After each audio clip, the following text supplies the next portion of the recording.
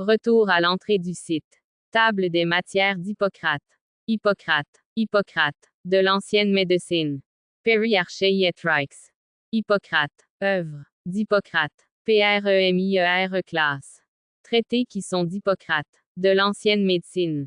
Des airs, des eaux et des lieux. Les APHORISMES. Le pronostic. Du REGIME dans les maladies aiguës. EPIDEMIES premier et troisième livre. Des plaies de tête, des fractures, des articulations, des instruments de réduction. Le serment, la loi, de l'ancienne médecine. Argument. Le livre de l'ancienne médecine contient à la fois une polémique, une méthode et un système. C'est ce qui m'a décidé à le mettre en tête de ce que je regarde comme les œuvres propres d'Hippocrate. Car, placé ainsi, il forme une sorte d'introduction, d'autant meilleure et plus fidèle, qu'elle est due à l'auteur lui-même et qu'il ne s'y mêle rien d'étranger. Je vais examiner successivement sur quoi porte la polémique, quelle est la méthode, en quoi consiste le système. La polémique est dirigée contre ceux qui, posant d'abord une hypothèse, en font dériver comme d'une seule cause, l'origine de toutes les maladies. Expliquons cela davantage. Du temps d'Hippocrate, les médecins admettaient le chaud, ou le froid, ou le sec et l'humide, dans le corps humain. C'était leur hypothèse. Et, cela fait, ils faisaient dériver toutes les maladies ou du chaud ou du froid, ou du sec, ou de l'humide. Remarquons que les anciens médecins qui attribuaient à une seule de ces qualités toutes les maladies, ne faisaient pas autre chose que ceux qui, parmi les modernes, ont attribué toutes les maladies soit au genre nerveux, soit aux altérations du sang. Hippocrate les combat par une double argumentation, l'une particulière, l'autre générale. L'argument particulier est celui-ci. Un homme épuisé par un mauvais régime, le guérirez-vous par le chaud, ou le froid, ou le sec, ou l'humide? Non, vous le guérirez par un bon régime, sans savoir dire quelles sont les qualités qui dominent dans les substances réparatrices que vous lui administrez. De plus, quand vous prescrivez une substance à un malade, pouvez-vous dire qu'elle soit simplement chaude, ou froide, ou sèche, ou humide, et n'est-elle pas douée d'une foule d'autres propriétés efficaces? Il est donc vrai que votre hypothèse est en contradiction avec les faits. Mais elle ne l'est pas moins avec la philosophie de la science, et c'est là l'argument général. Nul, dit Hippocrate, n'est autorisé à placer la médecine sur une hypothèse quelle qu'elle soit. Car la médecine a des faits positifs desquels il faut partir de préférence à toute supposition. Hippocrate ne permet l'hypothèse que là où les observations directes manquent, et il cite pour exemple les objets célestes ou les objets cachés sous la terre. Alors, retraçant l'enchaînement même de l'expérience médicale, et y rattachant la sûreté de la science, il reprend de haut le commencement de la médecine, il montre qu'elle a des analogies avec les améliorations que l'alimentation primitive des hommes reçut dans le cours des siècles. Puis il expose comment se révélèrent les mauvais effets de la nourriture dans les maladies. Et enfin il enseigne comment la médecine proprement dite est née de cet ensemble d'observations réelles et positives, découvertes si belles et si utiles qu'on a cru devoir la consacrer en l'attribuant à un dieu. Cette vue de la naissance de la médecine est fondée sur de très anciennes idées. Ainsi Isocrate dit en parlant des Égyptiens. Ils ont inventé la médecine pour le soulagement des hommes, non cette médecine qui use des remèdes périlleux, mais celle qui se sert de moyens aussi sûrs, dans leur emploi, que notre nourriture quotidienne, et qui est si avantageuse que les Égyptiens sont, de l'aveu de tous, le peuple le plus sain et vivant le plus longtemps, ISOC. In laude Busiridis. Strabon parle de même de la médecine des Indiens, laquelle a recours le plus souvent, non aux médicaments, mais à l'alimentation. 3. C'est dans cette masse d'expérience, c'est dans ce passé tout entier qu'est posée la base de la médecine. C'est de là qu'il faut partir sous peine de s'égarer. Une hypothèse substituée à la réalité que l'on possède ici, est une déviation de la vraie route, et une erreur capitale, qui change une science véritable en une spéculation vide et sans fondement. Hippocrate va jusqu'à dire que par une autre méthode il est impossible de rien trouver, n'admettant pas que l'on puisse trouver quelque chose si on s'appuie sur une hypothèse, et croyant que séparer des faits la science, c'est la séparer de sa racine et la frapper de stérilité. Hippocrate appelle nouveau les systèmes qui cherchaient, dans un élément unique, ou le jeu régulier de la vie ou les altérations de la maladie. En effet, ces systèmes provenaient de l'influence de l'école d'Élée. Xénophane, Parménide, Zénon, Mélissus avaient soutenu que l'univers forme une immense unité. Zénon même avait introduit, dans sa physique, les 4 qualités du chaud, du froid, du sec et de l'humide. Ces philosophes étaient antérieurs à Hippocrate. Leur doctrine influa, comme cela arrive toujours, sur la médecine. Et le temps nécessaire pour que cette influence se fît sentir, explique comment Hippocrate signale la nouveauté des opinions qui importent, dans la pathologie, l'idée systématique des éléates, et veulent rattacher à une seule cause l'origine de toutes les maladies. Le gendre d'Hippocrate, Polybe, combat en physiologie une doctrine semblable et il remarque expressément que soutenir l'unité de composition du corps, c'est justifier la doctrine de Mélissus. En faisant la critique de ceux qui, de son temps, prétendaient ramener à une ou à 2 causes l'origine de toutes les maladies, Hippocrate a condamné d'avance tous les systèmes qui reposent sur une base semblable.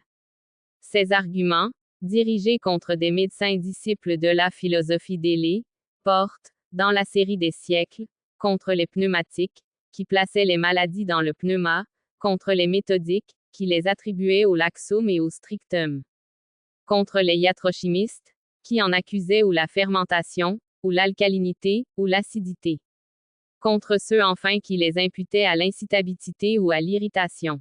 Dans tous ces systèmes, en effet, on part d'une hypothèse. C'est qu'il n'y a dans le corps que la propriété d'après laquelle on systématise toute la pathologie. Or, l'hypothèse est trompeuse, dit Hippocrate. Elle éloigne des réalités, et il ajoute qu'elle est même inutile dans une science qui a des faits pour point de départ. Stahl l'a répété avec une grande justesse, après Hippocrate. Debet ant omnia medica pathologia occupari circa res vraquo vir sunt et existunt stable, p.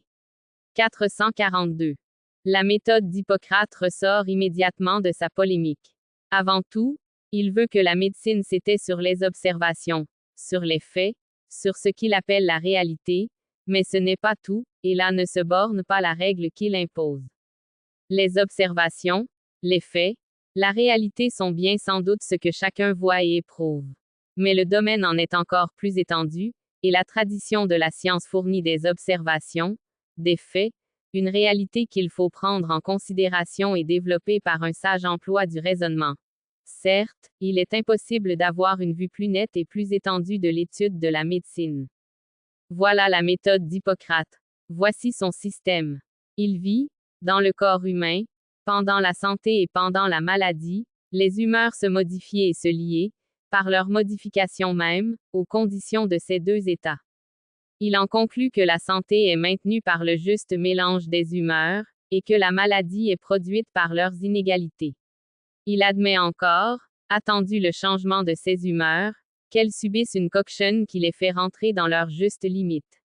Enfin, le temps étant une condition nécessaire du développement pathologique, il essaya de constater la règle des crises et des jours critiques.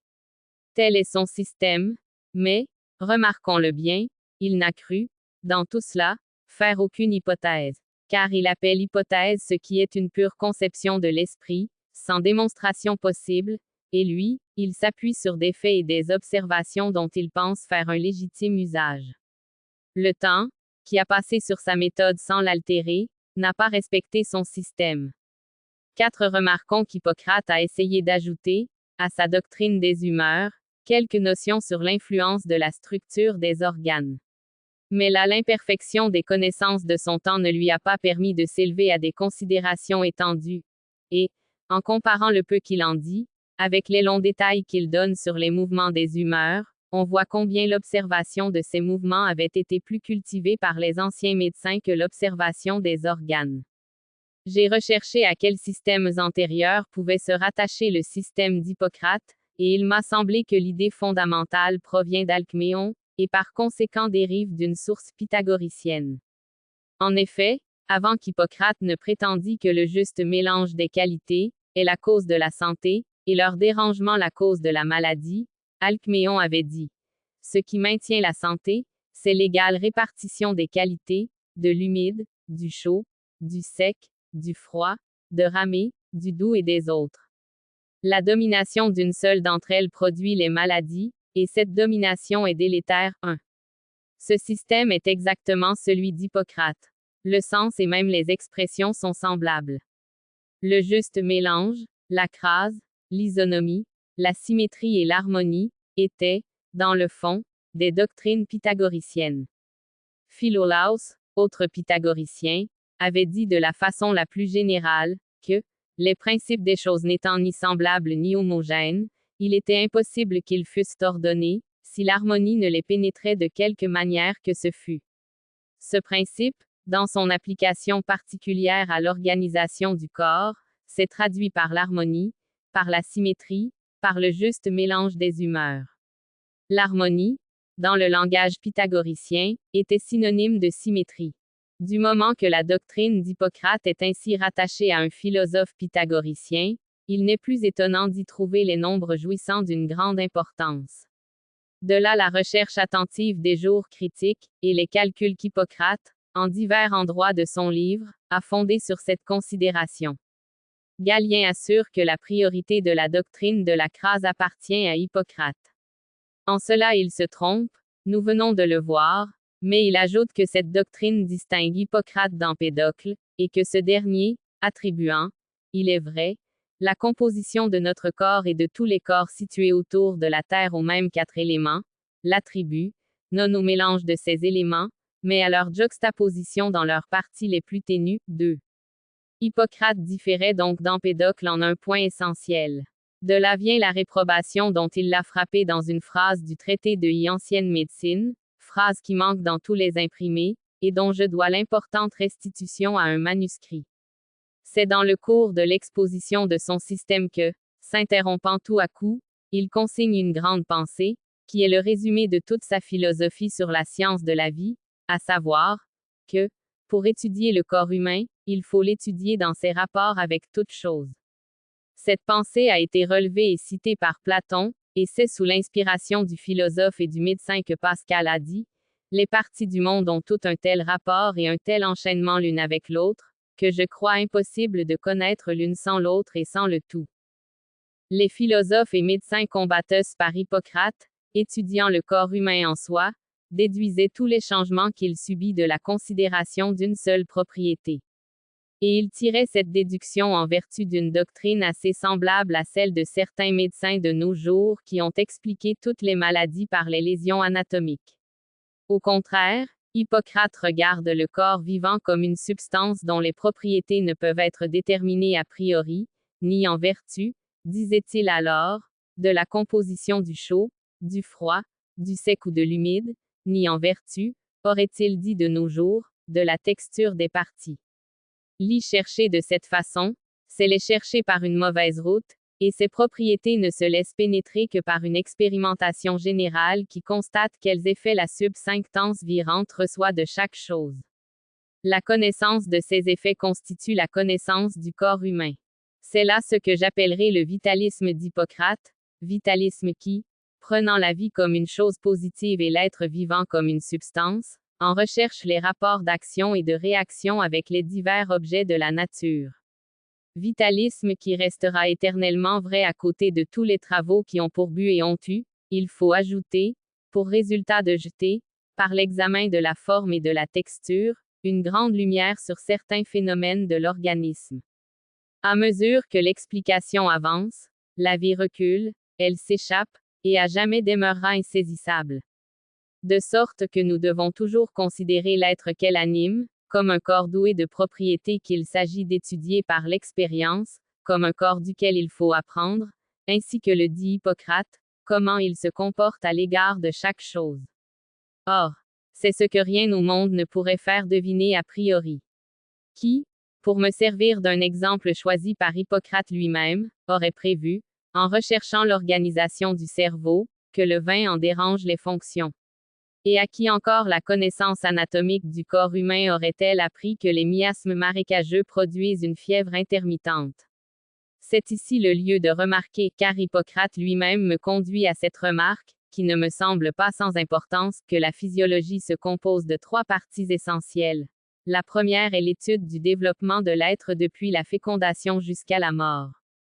La seconde est l'étude du mécanisme des fonctions. La troisième est l'étude des effets que l'organisme, en tant que substance vivante, éprouve de toutes les choses avec lesquelles il se trouve en rapport. Ces trois parties ont été très inégalement traitées. En général, les modernes ont donné une attention particulière à la seconde. Les recherches anatomiques et les expériences physiologiques ont produit de très grands résultats et éclairé le jeu de plusieurs fonctions qui étaient restées un mystère pour nos prédécesseurs. La première partie, c'est-à-dire le développement de l'individu depuis le commencement jusqu'à la fin de la vie, a commencé à être traitée avec tout le soin qu'elle mérite, et elle forme une longue et admirable section du grand ouvrage de M. Burdach III. Mais la troisième partie n'a pas encore obtenu autant de considération. Elle appartient plus directement à l'hygiène et à la pathologie, et elle a appelé plus que les autres l'attention d'Hippocrate et des anciens en général. Le livre de l'ancienne médecine, si remarquable par la rectitude du jugement et par la profondeur des pensées, ne l'est pas moins par la beauté et l'excellence du style. Là la forme est en tout digne du fond. Les périodes, généralement longues, sont construites avec une régularité parfaite.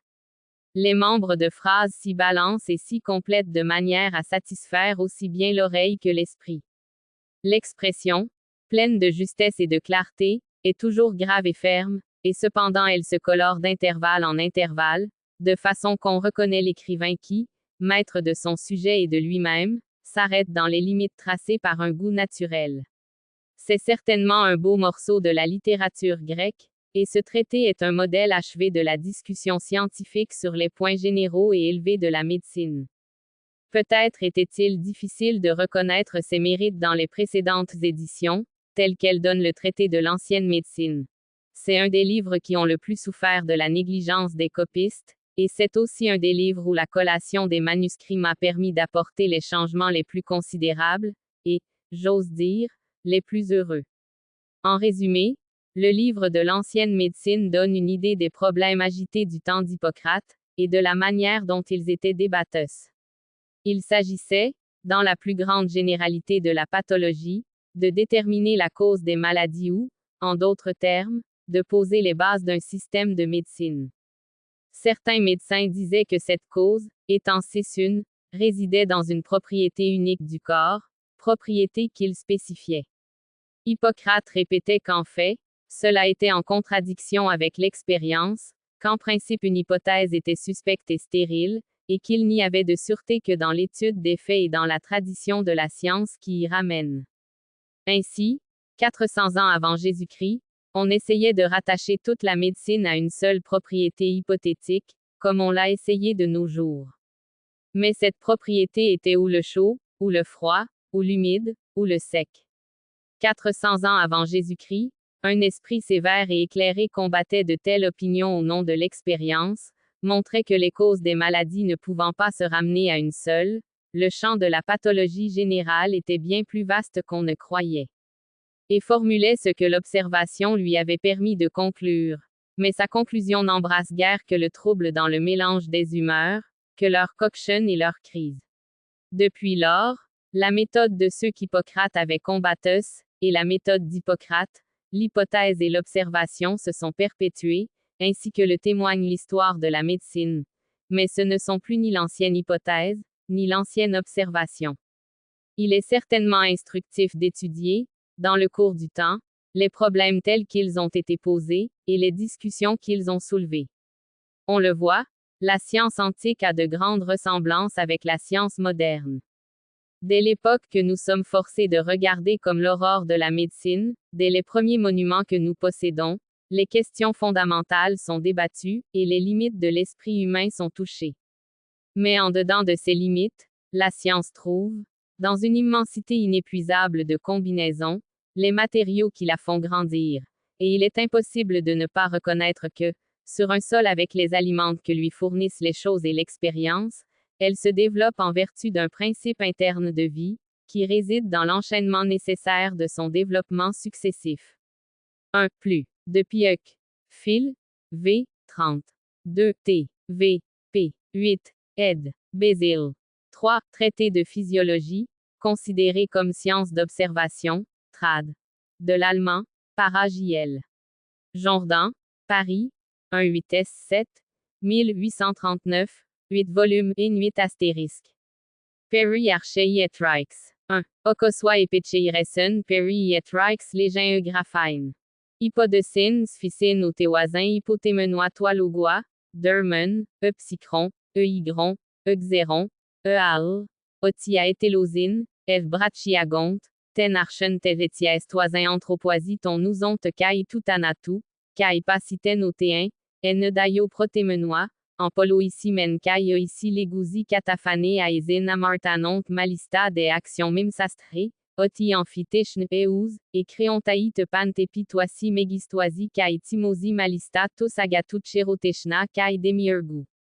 Aïci des demiurgois, oi men fleurois, oi des pollen diaphérontes opères, et me en yétraicolo, med, en oté skepto, med, euroato méden, ou kaan, à la panta homoiosote aperoi te kai anepistemon essen, kai taiche a pantata ton camnonton dioeketo.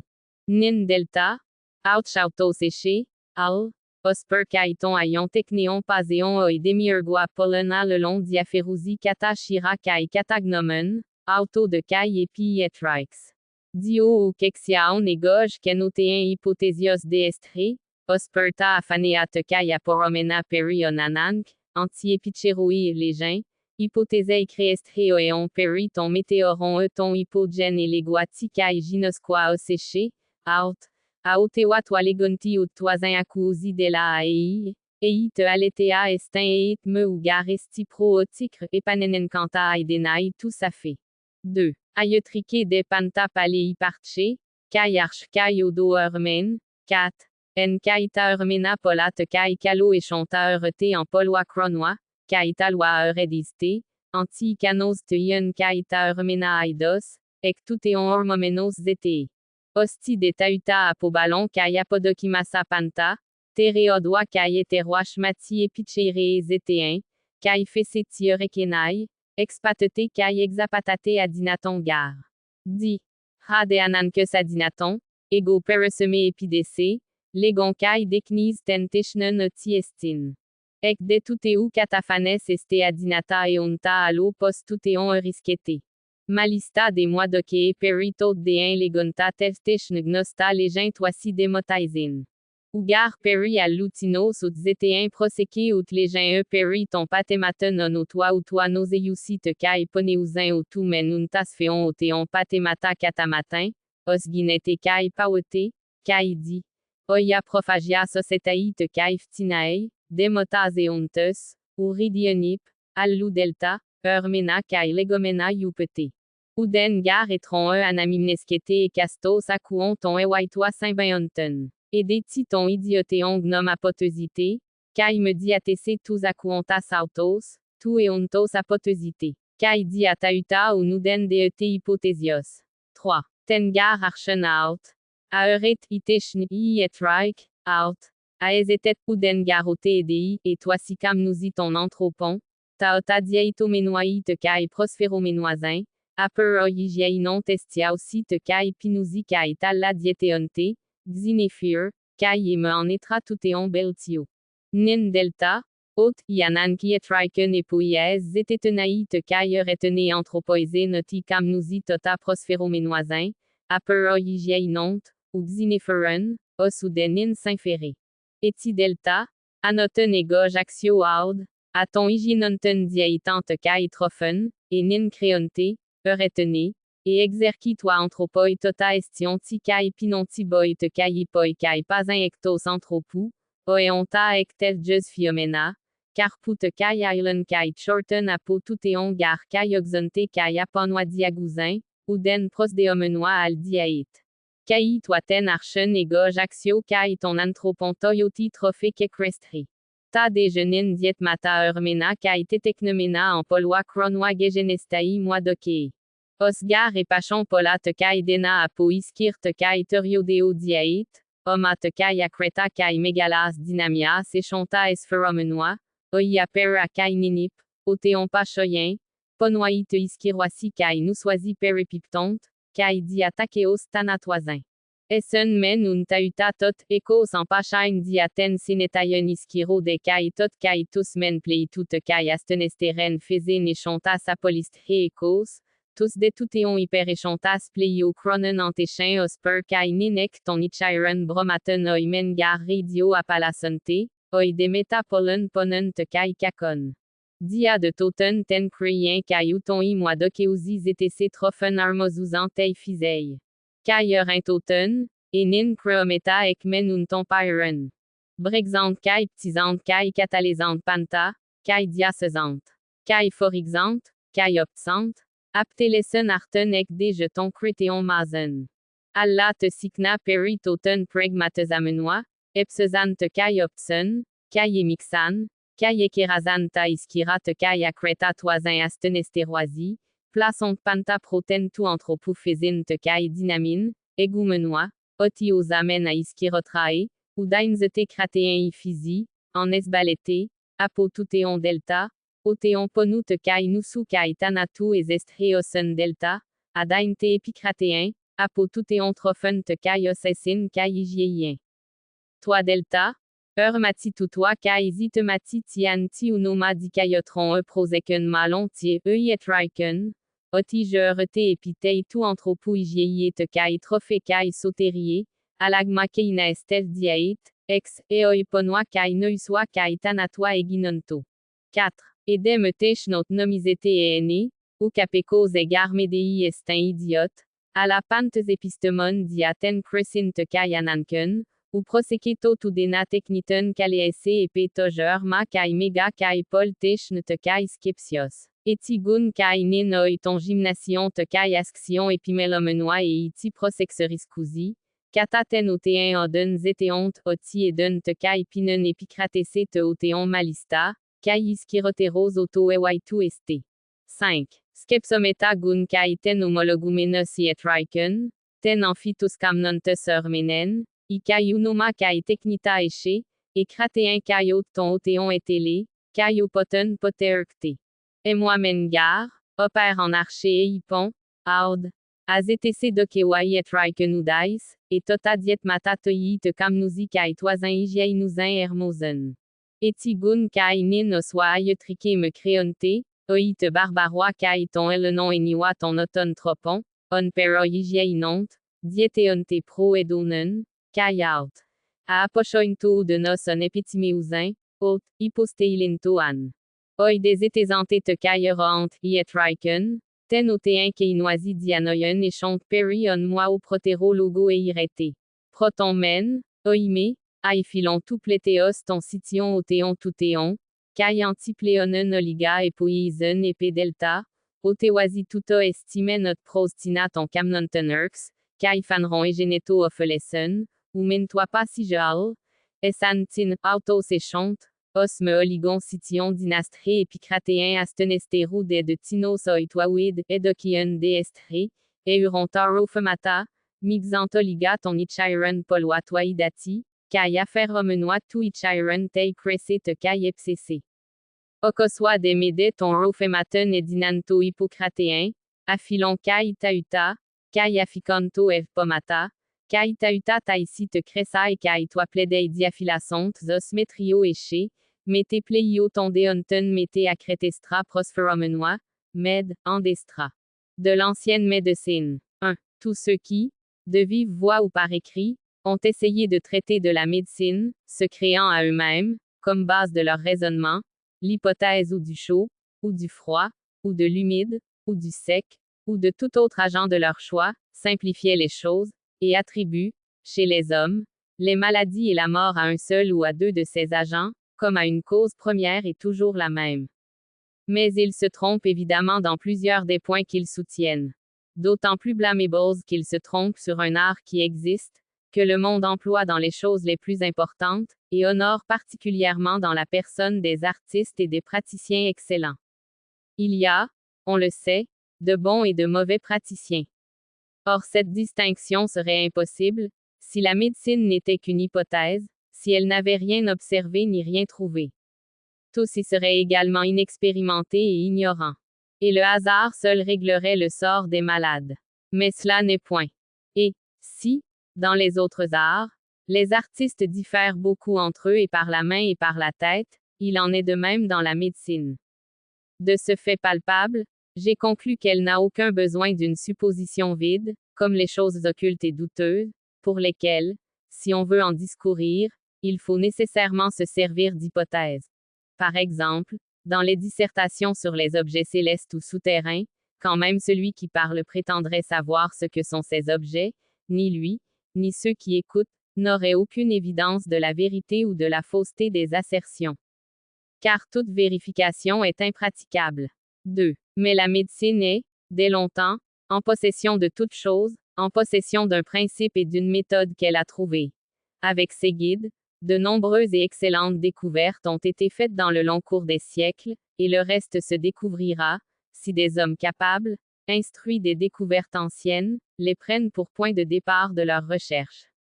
Mais celui qui, rejetant et dédaignant tout le passé, tente d'autres méthodes et d'autres voies, et prétend avoir trouvé quelque chose, celui-là se trompe et trompe les autres. Car cela est impossible, et cette impossibilité, je vais essayer de la démontrer par l'explication même de ce qu'est la médecine. Il en résultera la preuve que rien ne peut se découvrir si ce n'est par cette route. Suivant moi, celui qui veut discourir sur l'art médical doit surtout s'attacher à dire des choses connues du vulgaire.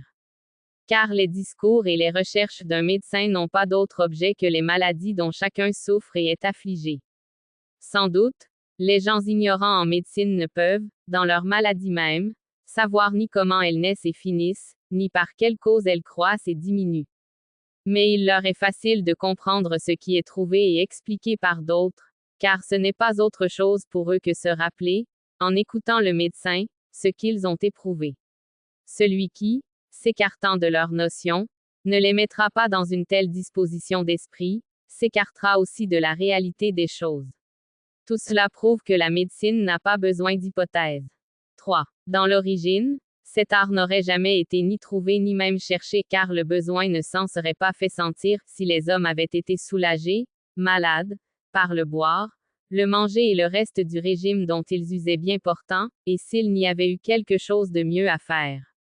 Mais la nécessité même força les hommes de chercher et d'inventer l'art médical. Car ils s'aperçurent que le régime de la santé ne convenait pas à la maladie, pas plus qu'il n'y convient aujourd'hui. Bien plus, en remontant dans les siècles passés, je pense que le genre de vie et de nourriture dont, en santé, on use de nos jours, n'aurait pas été découvert, si l'homme, pour son boire et son manger, avait pu se contenter de ce qui suffit au bœuf, au cheval, et à tous les êtres en dehors de l'humanité, à savoir des simples productions de la terre, des fruits, des herbes et du foin. 8. Les animaux s'en nourrissent, s'en accroissent, et vivent sans être incommodés et sans avoir besoin d'aucune autre alimentation. Sans doute, dans les premiers temps l'homme n'eut pas d'autre nourriture. Et celle dont on se sert de nos jours me semble une invention qui s'est élaborée dans le long cours des ans. Mais d'une alimentation forte et agreste naissait une foule de souffrances violentes, telles qu'on les éprouverait encore aujourd'hui par la même cause. Chez ceux qui se sustentaient avec ces matières crues, indigestes et pleines d'activité, survenaient des douleurs intenses, les maladies et une prompte mort. Les hommes d'alors en souffraient moins sans doute, à cause de l'habitude.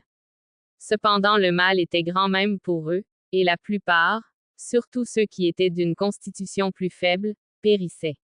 Les natures les plus vigoureuses résistaient davantage. C'est ainsi que, de nos jours, les uns digèrent, avec facilité, des aliments d'une grande force, et les autres n'en triomphant qu'avec beaucoup de peine et de douleur. Telle fut, ce me semble, la cause qui engagea les hommes à chercher une nourriture en harmonie avec notre nature, et ils trouvèrent celle qui est en usage maintenant. En effet, apprenant à macérer, à monder, à cribler, à moudre, à pétrir les grains, ils ont fabriqué, avec le blé, du pain, avec l'orge, de la pâte qu'ils ont travaillée de 1000 manières. Ils ont fait bouillir, fait rôtir, composer des mélanges, et tempérer, par des substances plus faibles, ce qui était fort et intempérie, se réglant en toutes choses sur la nature et les forces de l'homme. Car ils pensèrent que les substances qui seraient trop fortes pour pouvoir être surmontées par la nature, produiraient, si elles étaient ingérées, des souffrances, la maladie et la mort. Qu'au contraire, tout ce qui serait digestible contribuerait à la nutrition, à l'accroissement et à la santé. À de telles recherches, à de telles inventions, quel nom donner plus juste et plus convenable que celui de médecine? Médecine trouvée pour la santé, pour la nourriture, pour le salut de l'homme, changement de ce régime qui ne lui avait causé que souffrance, maladie et mort. 4. Si l'on prétend que ce n'est pas là un art, j'y consens. En effet, là où il n'y a pas d'ignorants, là où tous sont entendus à cause de l'usage et de la nécessité, on ne peut dire qu'il y ait d'artistes. Et cependant tout cela forme une invention importante et pleine d'art et d'observation. Encore aujourd'hui, ceux qui s'occupent de la gymnastique et du développement des forces, ajoutent sans cesse quelques nouveaux perfectionnements, cherchant, d'après la même méthode, quelles boissons et quels aliments, digérer le mieux, accroissent le plus les forces. 5. Mais examinons la médecine proprement dite, celle qui a été inventée pour les malades, celle qui a un nom et des artistes. Voyons si elle se propose quelqu'un des mêmes objets, et d'où elle a pu prendre son origine. Nul, je l'ai déjà dit au début, n'aurait cherché la médecine, si le même régime eût convenu à la maladie et à la santé.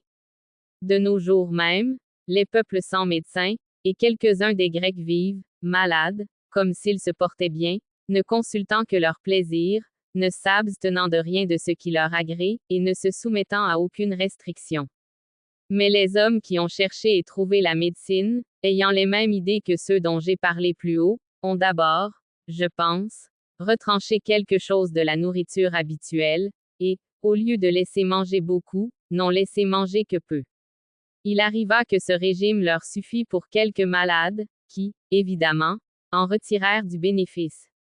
Non tous cependant, et quelques-uns étaient dans un tel état, qu'ils ne pouvaient triompher même d'une petite quantité de nourriture.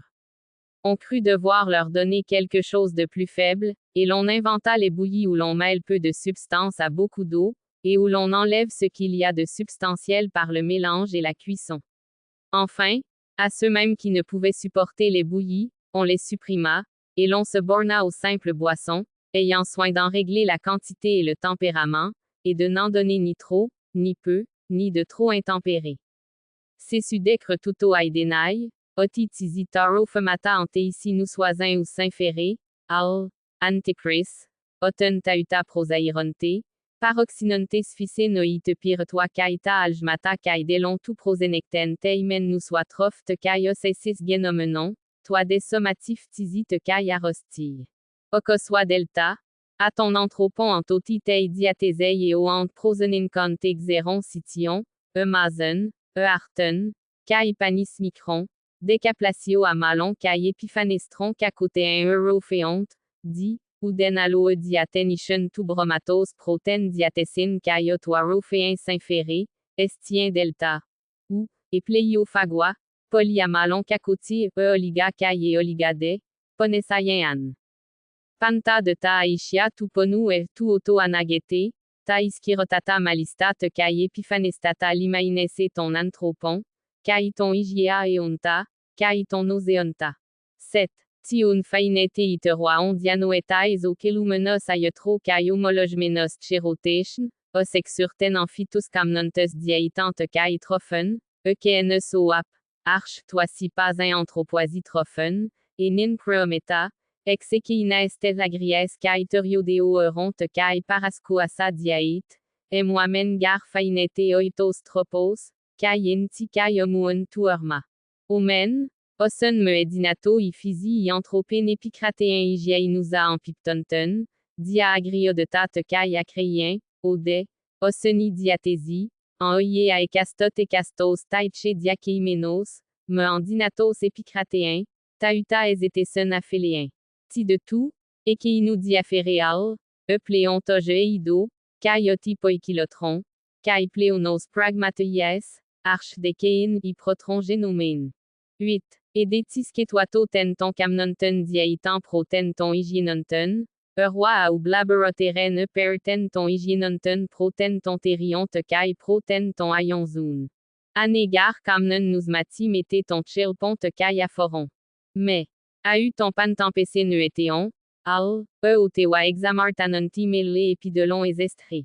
Et les cataphagens arton, kai créas, aloti ono hygiainont zestion topheleonte, me pollen, à la polwa et laçon, hygiainon a edinato à l'hôte ton hygienonten faisin et chon mette pantempesen astenea, mais, a chiron, fagonti on boye hypos fagon ophelewatot kai aishaiwa, orobu, cretas, aloti ton toyuteon me poli, à la polwa meon dinaito ou kaesen ou hygiainon tuto poisa ponesaye te kai kindaineusi keinu tu noseontos, os ton arten ten mazen akairo prosenin kato.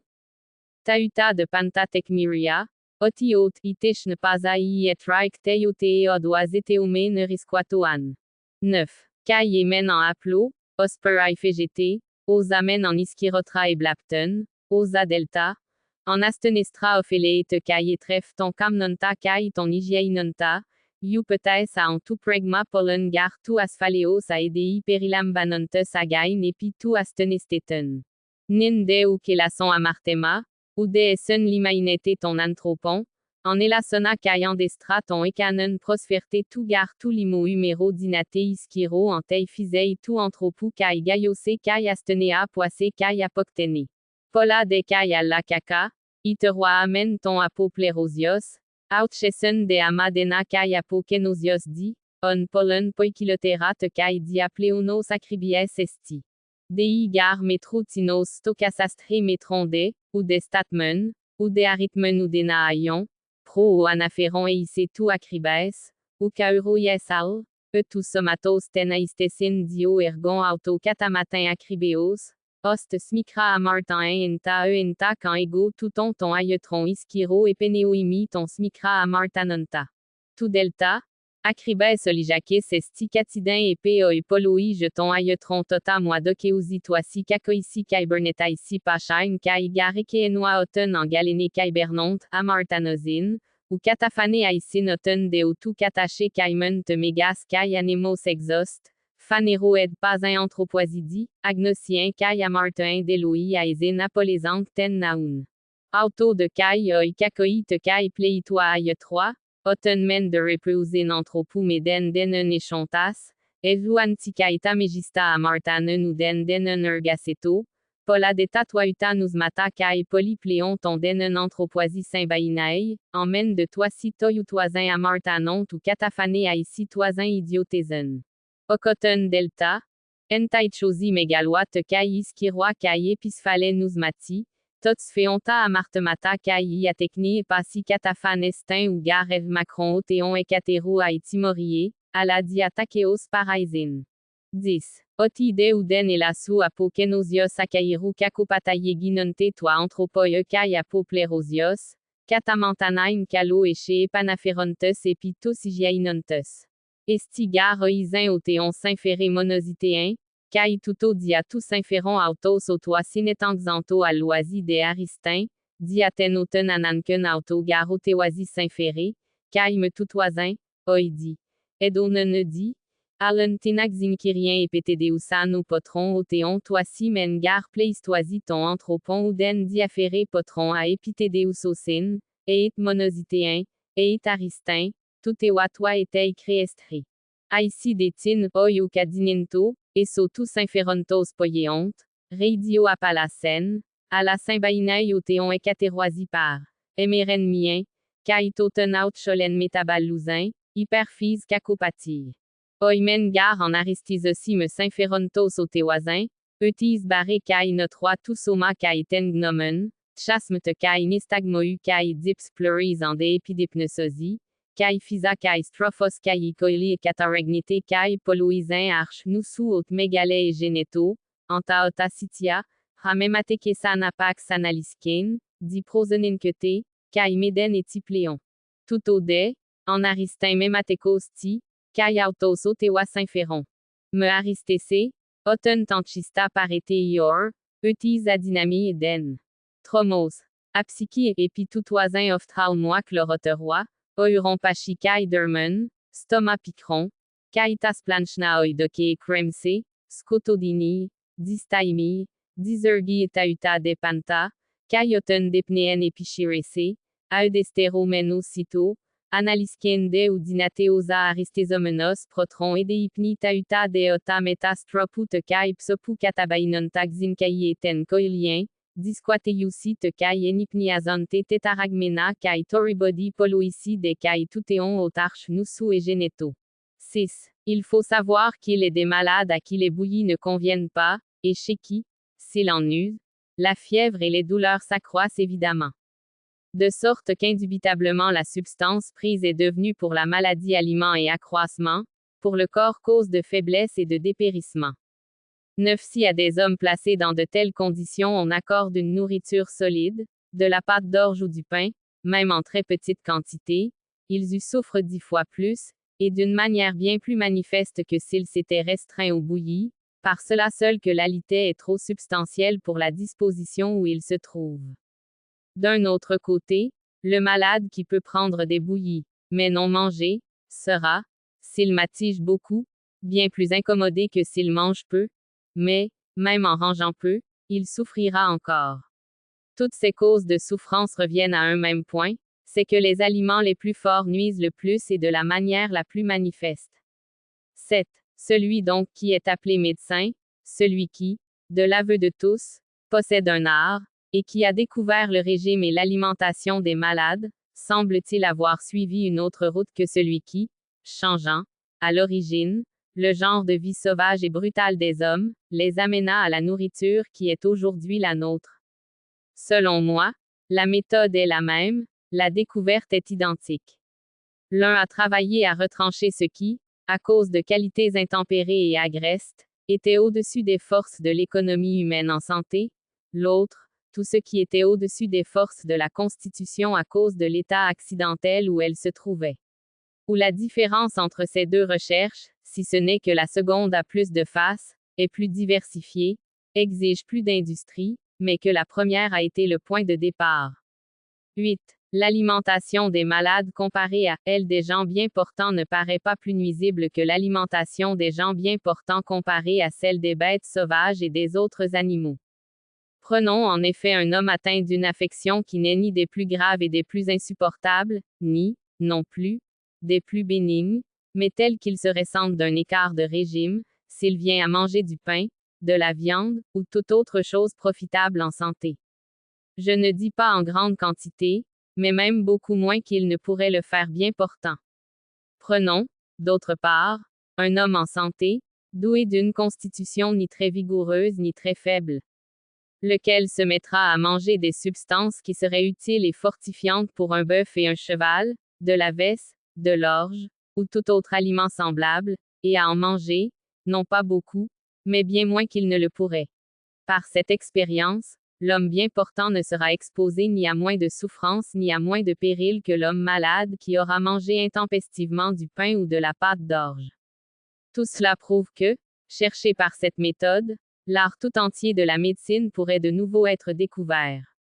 9. Si les choses étaient aussi simples qu'il vient d'être dit, si toute nourriture forte incommodait, toute nourriture faible accommodait et sustentait l'homme malade et l'homme sain, il n'y aurait pas de difficulté. Car on ne courait aucun danger à incliner toujours du côté d'une alimentation faible. Mais on commettrait une égale faute, une faute non moins malfaisante à l'homme, si on lui donnait une nourriture insuffisante et au-dessous de ses besoins. Car l'abstinence peut beaucoup dans l'économie humaine, pour rendre faible, pour rendre malade, pour tuer. Toutes sortes de maux sont engendrés par la vacuité, différents, il est vrai, de ceux qu'engendre la réplétion, mais non moins funestes. Ainsi la médecine a bien plus d'une face, et exige une précision de plus d'un genre, il faut donc se faire une mesure. Mais cette mesure, vous ne la trouverez ni dans un poids ni dans un nombre où vous puissiez rapporter et vérifier vos appréciations. Elle réside uniquement dans la sensation du corps. C'est un travail que d'acquérir assez de précision dans le jugement pour ne se tromper que peu en deçà ou en delà. Et je suis plein d'admiration pour le médecin qui ne commet que de légères erreurs. C'est une habileté consommée se voit rarement. La plupart des médecins ressemblent aux mauvais pilotes, tant que le calme règne, leurs fausses manœuvres ne sont pas apparentes. Mais viennent un violent orage et un vent impétueux, ils laissent périr le bâtiment, et il n'est personne qui ne reconnaisse, dans le désastre, leur maladresse et leur ignorance. Il en est de même des mauvais médecins, qui forment le plus grand nombre. Tant qu'ils traitent des maladies peu graves, où les fautes les plus grossières ne pourraient produire de sérieux accidents, et il faut savoir que les maladies légères sont plus fréquentes que les maladies dangereuses, leurs bévues ne sont pas visibles pour le vulgaire. 10 Mais qu'il leur échoit une affection grave, violente, redoutable, alors leur faux pas se voit. Leur inhabileté se manifeste, car la punition des fautes du pilote et du médecin ne se fait pas attendre, elle vient aussitôt. 10. Qu'une abstinence intempestive ne cause pas de moindre souffrance qu'une intempestive réplétion, c'est ce qu'enseignera clairement un rapprochement avec l'état de santé. Il est des gens qui se trouvent bien de ne faire qu'un repas. Et, parce qu'ils s'en trouvent bien, ils s'en sont imposés la règle. D'autres font, de plus, un repas le matin, pour la même raison, à savoir parce que leur santé l'exige. Exigence qui n'existe pas pour ceux qui, par plaisir ou par toute autre circonstance, adoptent l'une ou l'autre habitude. Il est, en effet, indifférent à la plupart de s'accoutumeurs à faire ou un seul repas, ou un repas de plus le matin. Mais il en est qui ne pourraient, se dérangeant du régime qui leur est salutaire, supporter facilement cet écart. Et chez eux, d'un changement, en plus ou en moins, pour une seule journée, pas même entière, naîtraient de graves incommodités. Les uns, s'ils font un repas du matin contre leur régime, deviennent lents, pesants de corps et d'esprit.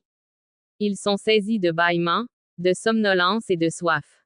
Et si, là-dessus, ils font leur repas du soir, il survient du ballonnement, des tranchées et une abondante diarrhée. Souvent c'est le commencement d'une maladie sérieuse.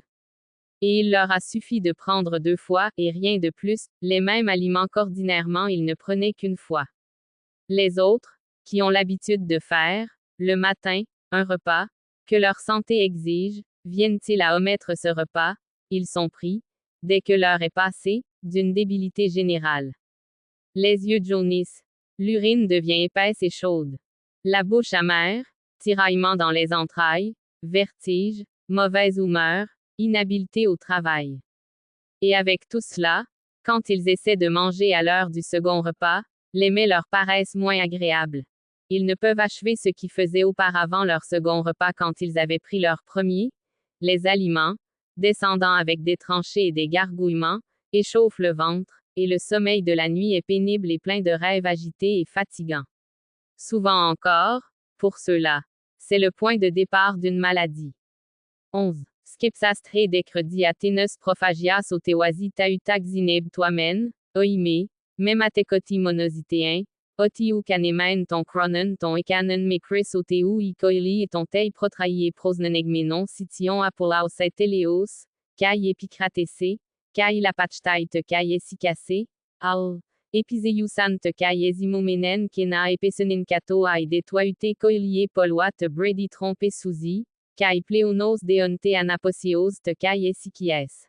O demematekos aristisestre, otiuk, epaid tanchista idit trof tusoma, kai ta protra katanaloto, kai ukeshen ou demien apolosine, eteos otewa paregeneto ken trof, ftinaï de kai syntekete hypolimou.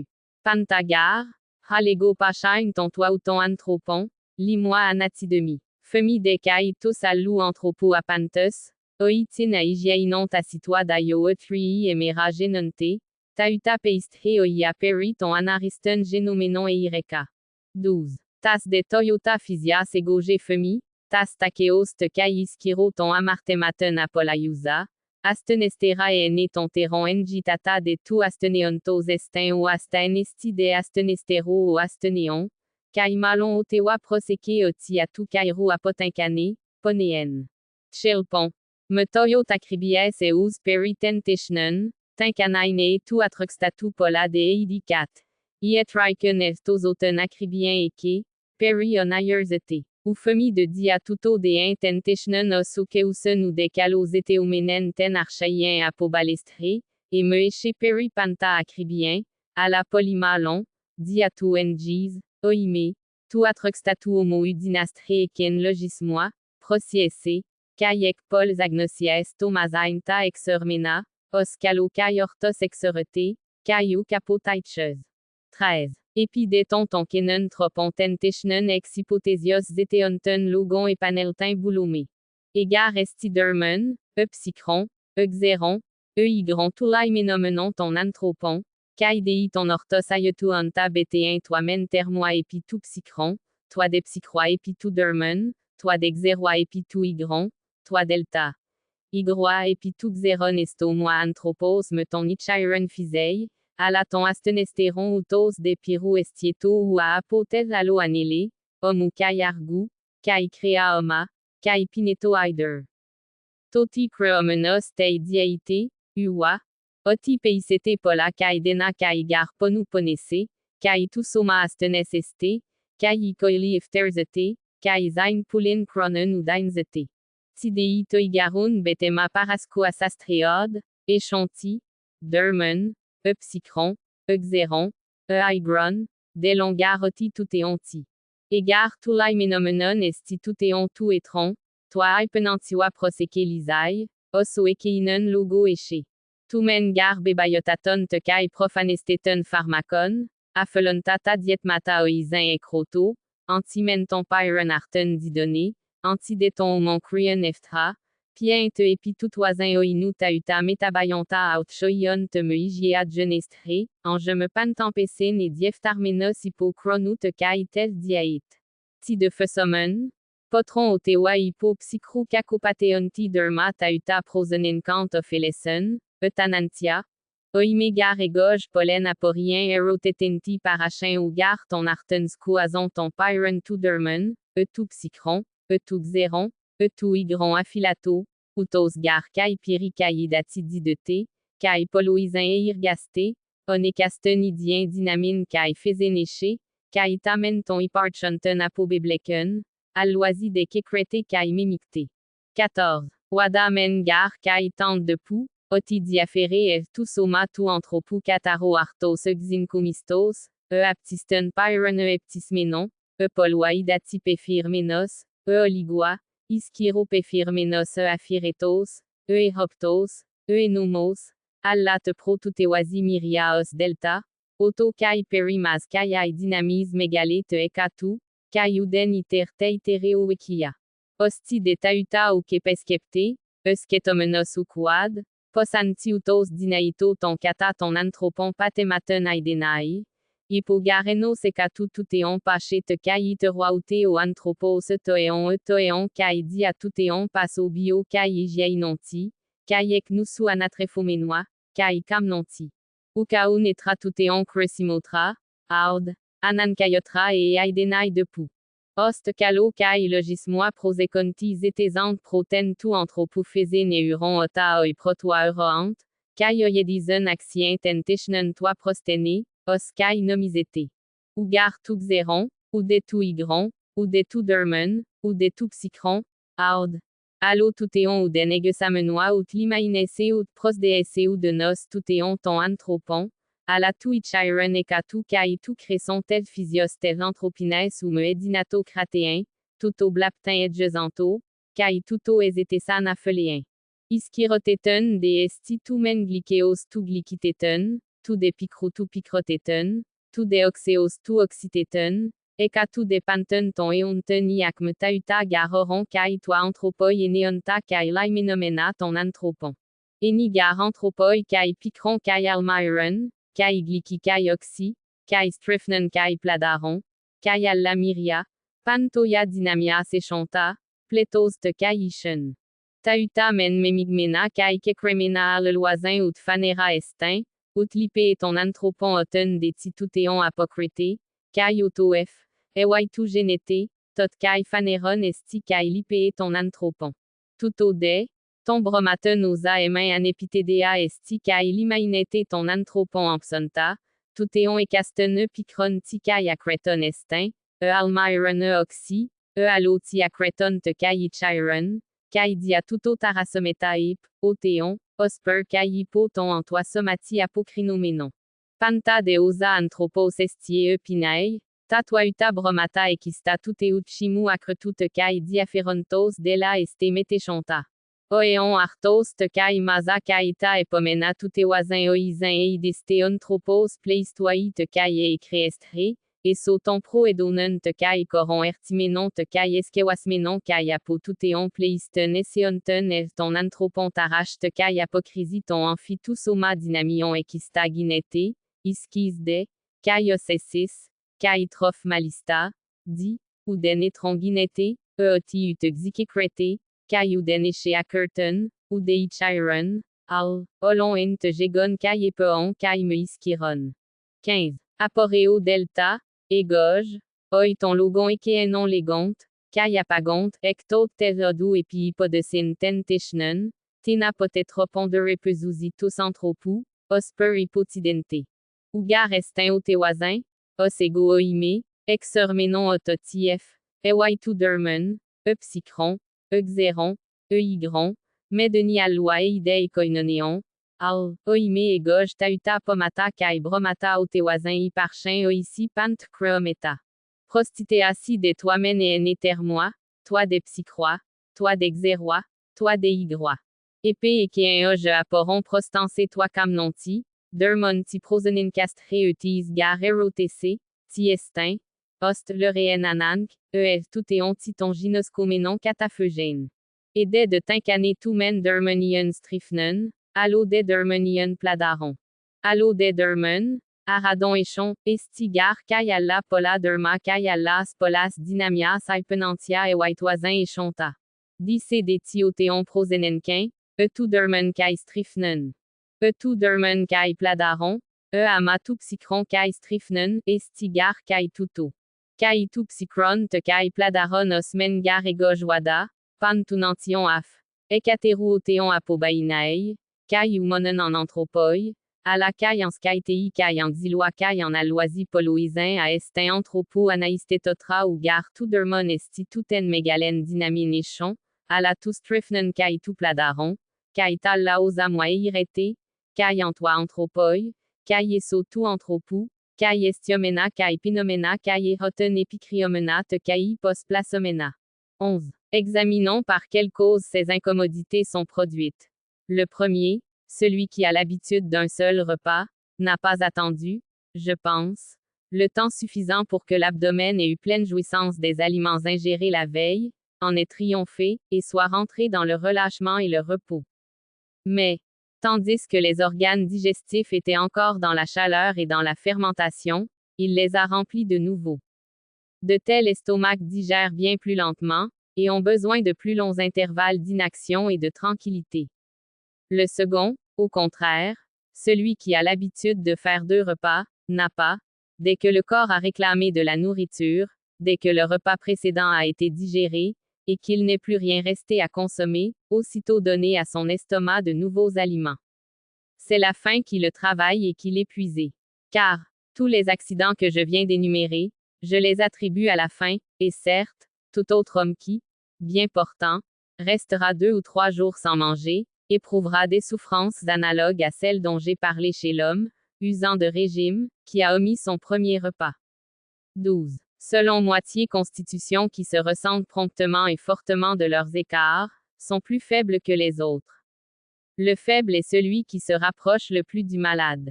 Et le malade est encore plus faible, aussi doit-il souffrir plus que tout autre, des fautes du régime. Il est difficile, l'art ne possédant pas une exactitude correspondante, d'atteindre toujours le plus haut degré de précision. Et cependant beaucoup de cas dont il sera question ailleurs, ne réclament rien de moins que ce degré. Certes, bien loin de contester à l'art ancien sa réalité et la bonté de sa méthode, et de le condamner pour n'avoir pas une certitude sur toute chose, je maintiens qu'il faut le louer d'être dans une voie où, par le raisonnement, il peut encore, je pense, arriver près de l'extrême exactitude, et admirer comment du sein d'une profonde ignorance sont sorties les découvertes, par une belle et savante recherche, et non par le hasard. 13. Je reviens à ceux qui, suivant la nouvelle méthode, cherchent l'art d'après une hypothèse.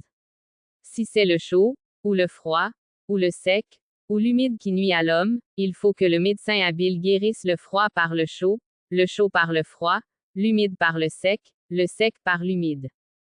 Supposons un homme d'une constitution non pas robuste, mais faible. Qu'il mange du blé tel qu'il sort de l'air, cru et sans préparation, des viandes également crues, et qu'il boive de l'eau. En suivant un pareil régime, il éprouvera, j'en suis sûr, des incommodités graves et nombreuses. Les douleurs le saisiront, le corps s'affaiblira, le ventre se dérangera, et certes il ne pourra vivre longtemps. Quel remède administrer dans de pareilles circonstances? Le chaud ou le froid, ou le sec ou l'humide? Évidemment l'un ou l'autre. Car, si c'est l'une de ces quatre choses qui le rend malade, il faut y remédier par le contraire, suivant leur propre raisonnement. Or le remède le plus sûr et le plus évident, c'est de changer le genre de vie dont il usait, de lui donner du pain au lieu de blé, des viandes cuites au lieu de viande crue, et du vin à boire après son repas. Avec ce changement, il est impossible qu'il ne se rétablisse pas, à moins que sa constitution n'ait été profondément altérée par la durée du mauvais régime. Que dirons-nous donc? Sont-ce des substances froides qui l'ont rendu malade, et des substances chaudes qui l'ont guéri? Ou bien est-ce le contraire? Je pense qu'on serait embarrassé de répondre à ces questions, car, est-ce le chaud, ou le froid, ou le sec, ou l'humide que l'on ôte au pain en le faisant, le pain qui est soumis au feu et à l'eau, qui subit plusieurs préparations dont chacune a une vertu particulière, qui prend une partie de ses principes et qui se combine et se mélange avec d'autres? 14. Je suis assuré qu'il est très différent pour le corps d'user d'un pain fait avec de la farine bloutée ou non bloutée, avec du grain bien moulu ou mal moulu, pétri avec beaucoup d'eau ou avec peu d'eau, travaillé fortement ou peu travaillé, bien cuit ou peu cuit, et mille autres diverses préparations. Il faut en dire autant des préparations de la pâte d'orge. De chacune, les propriétés ont une grande puissance, et l'une ne ressemble en rien à l'autre. Celui qui n'observe pas ces différences, ou, les observant, n'en sait pas la valeur, comment pourrait-il connaître quelque chose aux maladies des hommes? Car chacune de ces qualités agit sur le corps et le modifie de telle ou telle façon. Et c'est de là que dépend toute la vie pendant la santé, pendant la convalescence et la maladie. Rien donc ne serait plus utile, plus nécessaire à savoir. Les premiers inventeurs, qui usèrent, dans leurs recherches, d'une bonne méthode et d'un juste raisonnement, ayant su approprier ces différences à la nature humaine, pensèrent qu'un tel art mériterait d'être attribué à un Dieu. Opinion qui est consacrée, estimant que ce n'est ni du sec, ni de l'humide, ni du chaud, ni du froid, ni d'aucune autre de ces choses que l'homme souffre ou a besoin, mais que c'est de ce qu'il y a de plus fort dans chaque qualité, et de ce qui est plus puissant que la constitution humaine, ils regardèrent comme nuisible ce dont cette même constitution ne pouvait triompher, et ils essayèrent de l'enlever. Or, ce qu'il faut entendre par le plus fort, c'est, parmi les qualités douces, la plus douce. Parmi les amères, la plus amère. Parmi les acides, la plus acide. En un mot le summum de chacune. Car ils virent et qu'elles existent dans l'homme et qu'elles nuisent à l'homme. Dans le corps, en effet, se trouve l'amère, le salé, le doux, l'acide, l'acerbe, l'insipide, et mille autres dont les propriétés varient à l'infini par la quantité et par la force. Ces choses mêlées ensemble et tempérées l'une par l'autre, ne sont pas manifestes et ne causent pas de souffrance. Mais si l'une d'elles se sépare et s'isole du reste, alors elle devient visible et cause de la douleur. Il en est de même des aliments qui ne sont pas propres à l'homme et dont l'ingestion le rend malade. Chacun d'eux a une qualité qui n'a pas été tempérée, ou amère, ou salée, ou acide, ou toute autre qualité intempérée et forte. C'est pourquoi votre santé en est troublée, aussi bien que par les qualités qui s'isolent dans notre corps. Mais les aliments et les boissons habituelles évidemment ne renfermeront pas de telles humeurs intempérées et excessives. Tels sont le pain, la pâte d'orge, et les autres substances de semblable nature, dont on use toujours et le plus abondamment, et dont j'excepte les mets préparés et assaisonnés pour flatter le palais et la sensualité. Ces aliments salutaires, dont on prend le plus, ne produisent ni trouble ni désunion des qualités cachées dans l'économie. Mais ils produisent vigueur, accroissement, nutrition, par aucune autre vertu si ce n'est qu'ils sont mélangés heureusement, qu'ils n'ont rien d'intempéré, rien de fort, et que tout y est devenu un, simple, atténué. 15. Pour moi, Quand j'écoute ceux qui font ces systèmes et qui entraînent la médecine loin de la vraie route vers l'hypothèse, je ne sais comment ils traiteront les malades en conformité avec leurs principes. Car ils n'ont pas trouvé, je pense, quelque chose qui soit chaud, froid, sec ou humide, en soi, et sans mélange d'aucune autre qualité. Et, sans doute, ils n'ont pas à leur disposition d'autres boissons et d'autres aliments que ceux dont nous usons tous. Mais ils attribuent à ceci ou à cela la qualité ou chaude, ou froide ou sèche ou humide. Or l'incertitude serait grande s'ils prescrivaient d'administrer quelque chose de chaud, en soi, aux malades. Celui-ci leur demandera aussitôt quelle est cette chose. Et ils seront réduits ou à répondre par du verbiage ou à recourir à quelqu'une des substances connues. S'il arrive qu'une substance chaude soit en même temps acerbe, une autre substance chaude insipide, une autre perturbatrice, et il y a une foule de substances chaudes qui ont beaucoup d'autres qualités opposées, il faudra bien donner la substance chaude qui est acerbe, ou la substance chaude qui est insipide, ou la substance froide car il en est de telle, qui est acerbe, ou la substance froide qui est insipide. Mais il est certain que l'une et l'autre produisent des effets absolument contraires non seulement sur l'homme, mais encore le cuir, sur le bois, corps bien plus insensible. Car ce n'est pas le chaud qui a la plus grande puissance, mais c'est l'acerbe, c'est l'insipide. Ce sont toutes les qualités que j'ai énumérées, dans l'homme et hors de l'homme, dans ce qu'il mange et dans ce qu'il boit, dans les substances avec lesquelles il se fait des onctions, et dans celles qu'il lui arrive d'appliquer sur son corps. 16. Psychroteta delta, Egoge kai dermoteta paséon ekista ton dynamion nomiso dynastein en toi somati diatad tas prophagia son men à de pou cronen memigmena ota otewasin.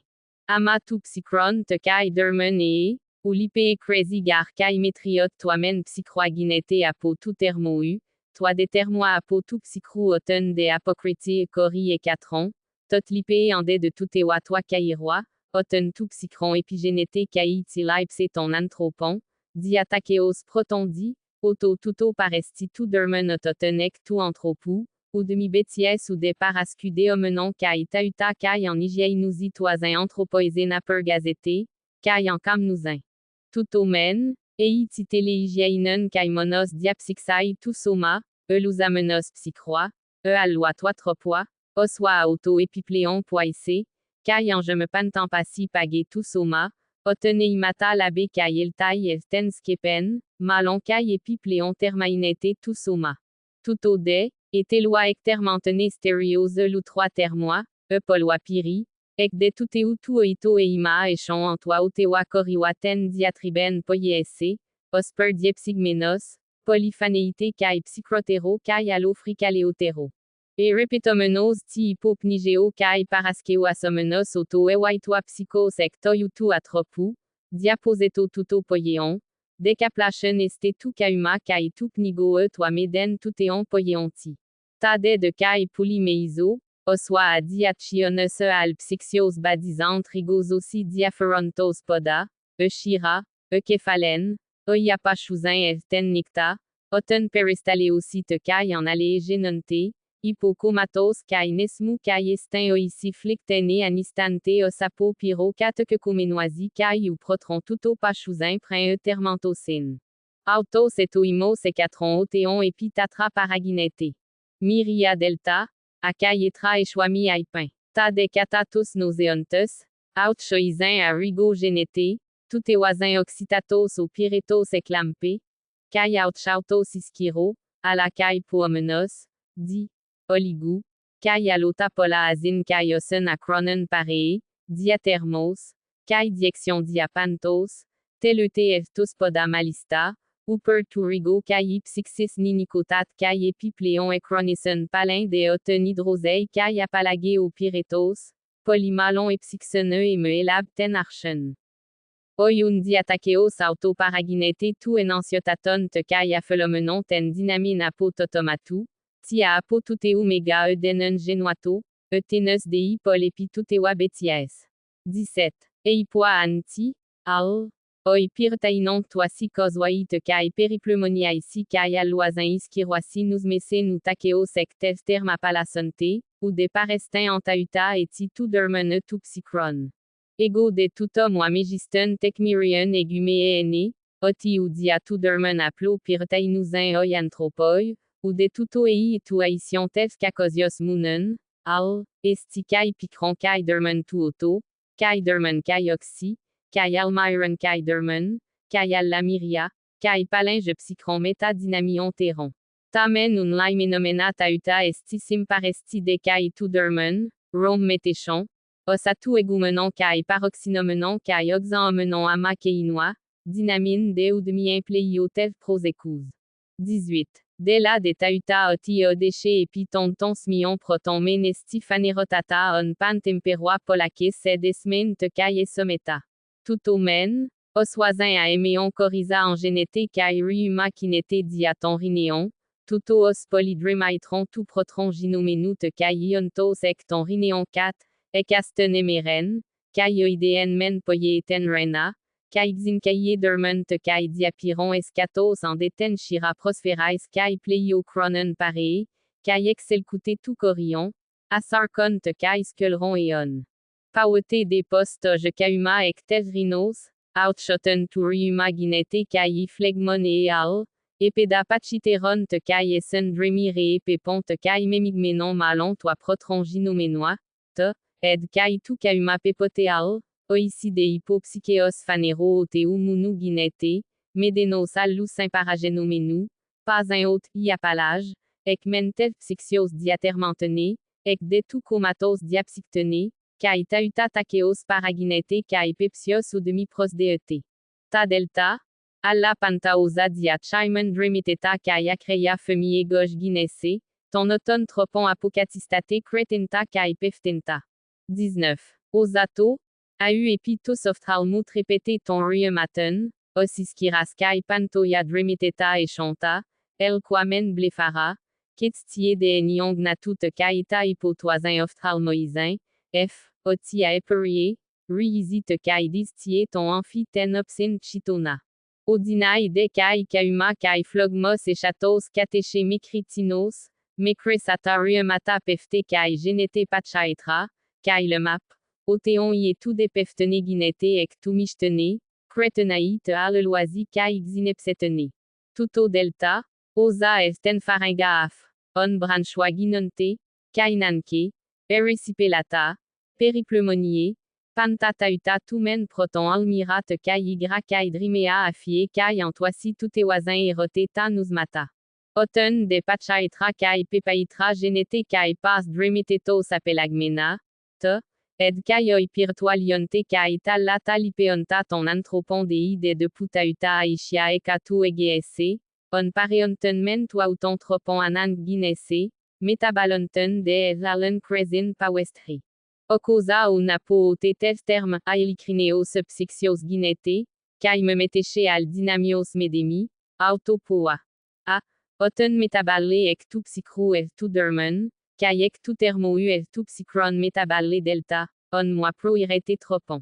Etitoinen tal la osa kakopate anthropos, panta apo dynamion ginete.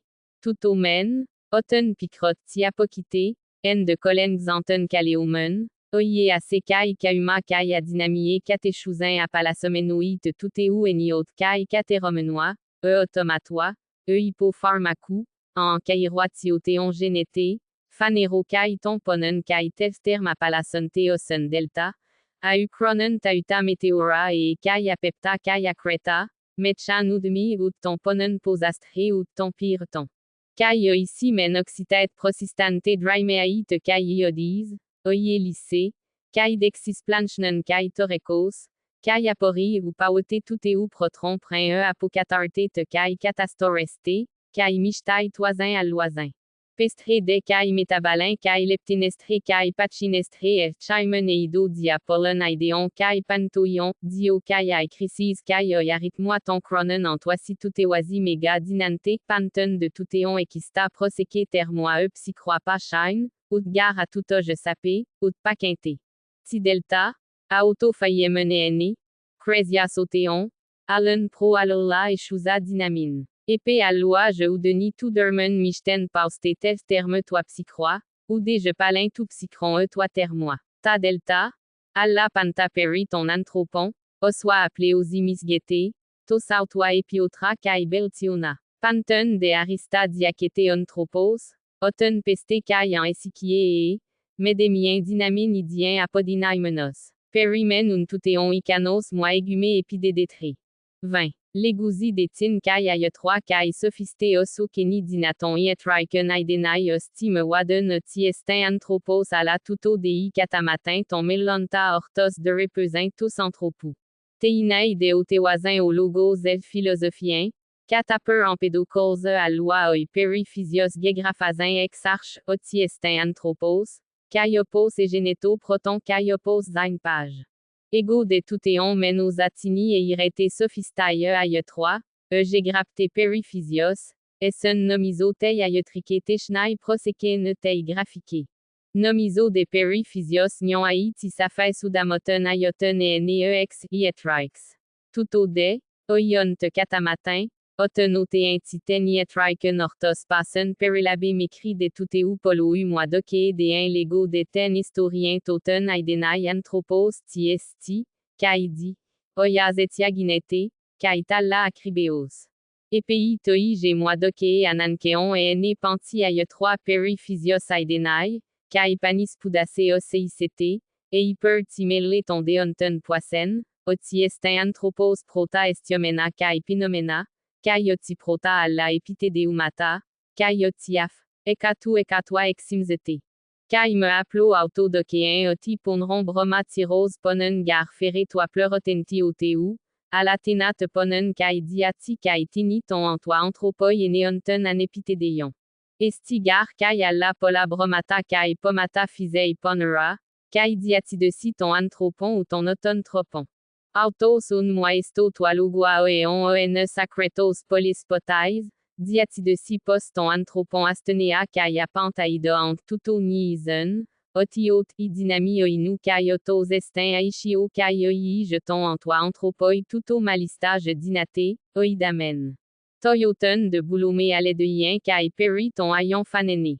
Tirogar, epaid tutewas miwa ekresamen, ou pantes anthropo homoio limainete, Al, aeze noitin ote ou pleuremenoa aud, otiun blatente à la caïchen, oisin à Saint-Ferré, taumesio parechete à iside oitchelpos à palasouzi diaferouzi de tuteon à efisi diaferouzi de kata tuto opère en toi somati enesti polémion tirois, hypotoyuteu egiretaï te kai kineete oisin au toi autos chimos tinkane pléon enion kai malon en dynaston en toi somati, tuteu malon kai kakopatéen et cause.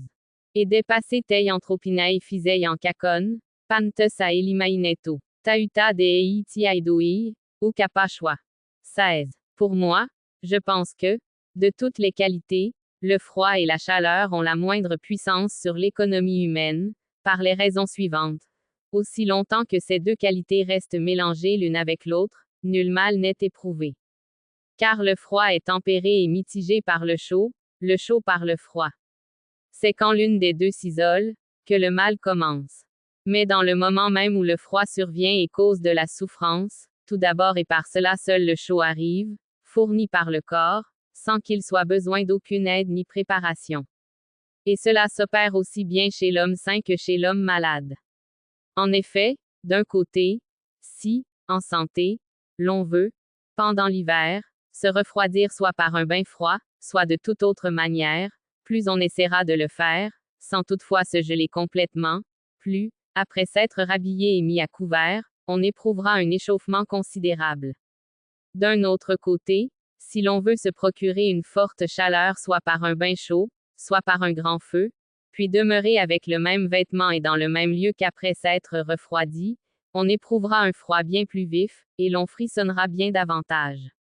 Celui qui s'évente à cause d'une chaleur étouffante, et se donne du frais de cette manière, se sentira, au moment où il cessera de se rafraîchir, 10 fois plus brûlant et plus étouffé que celui qui ne fait rien de tout cela. Voici un exemple encore plus frappant. Les gens qui, marchant dans la neige ou exposés à une température rigoureuse, ont éprouvé un froid excessif aux pieds, aux mains ou à la tête, que ne souffrent-ils pas, la nuit, quand ils sont abrités et placés dans un lieu chaud, par l'ardeur et les démangeaisons auxquelles ils sont en proie. Parfois il leur survient des phlystènes comme s'ils avaient été brûlés par le feu. et ils ne ressentent pas ces douleurs avant de s'être réchauffés. Tant est grande la facilité avec laquelle le chaud et le froid se remplacent alternativement. Je pourrais citer 1000 autres observations semblables. Quant aux malades, n'est-ce pas chez ceux qui sont pris de frissons que s'allume la fièvre la plus ardente? Mais elle n'a pas une grande force, elle cesse en peu de temps, et elle est innocente le plus souvent. Tant qu'elle dure, elle donne une chaleur générale, et, parcourant tout le corps, elle finit surtout dans les pieds, où le frisson et le froid ont eu le plus d'intensité et ont persisté le plus longtemps. Enfin, quand, après la sueur, la fièvre s'en va, le malade a plus froid que s'il n'avait pas eu la fièvre. Puis donc que les deux contraires se succèdent avec tant de rapidité et se neutralisent spontanément, qu'en attendre de grand et de puissant, et qu'est-il besoin de 13 beaucoup de secours contre l'un et l'autre? 17. On objectera que, dans les fièvres ardentes, les péripneumonies et les autres maladies graves, la chaleur ne disparaît pas promptement, et que là le froid et le chaud n'alternent plus. J'y crois justement trouver la plus grande preuve que la fièvre n'est pas produite simplement par le chaud, et qu'il n'est pas la cause seule de la maladie. Mais qu'il y a un chaud amer, un chaud acide, un chaud salé, et 1000 autres, puis un froid avec autant de qualités différentes. Ce sont là les vraies causes du mal. Le chaud, sans doute, est présent avec la force qu'il possède, dirigeant, activant, augmentant la qualité jointe à lui, mais il n'a aucune vertu plus grande que celle qui lui appartient.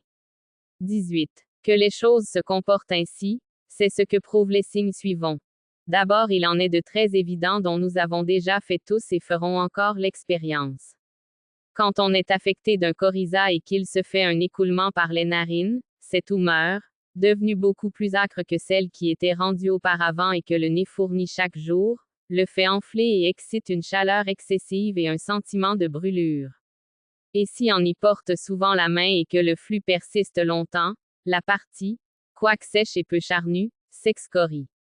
L'inflammation du nez s'apaise, non pas tant que dure le catarrhe et que la phlegmasie existe, mais quand l'humeur devient plus épaisse, moins âcre, et quand, par la coction, elle se môle davantage au liquide primitif.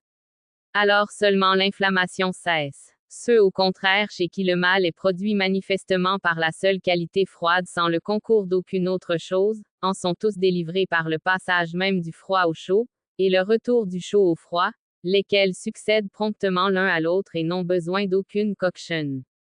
Mais tout ce que je dis être produit par les âcretés et les intempéries des humeurs, rentre dans le calme d'une même manière, c'est-à-dire par le mélange et la coction.